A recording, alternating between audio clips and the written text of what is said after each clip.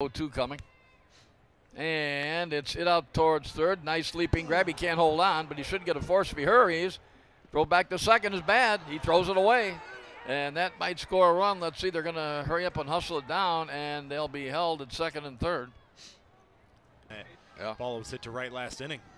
There's a curveball that just misses. And the Cardinals. Does it say what years? As Magno fires, that's a close one. And the 3-2 will miss. That's a walk. Over a mile, believe it or not. Here's a ground ball out to first. Going to be a nice play there made by Rumfield. He steps on the bag. There's two down in the of Andrew Vasquez. There's a shot in the left that's going to drop.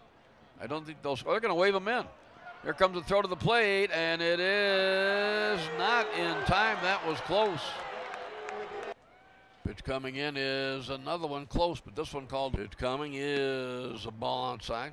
Former Scranton manager, Dave Miley, who also managed the Reds for a while. We had a lot of fun, I got to tell you. And I went to his wedding, too, by the way. And what happens, here it comes, and he'll hit one hard right to the glove of the first baseman. He didn't get the double play because he was playing back. Rumfield was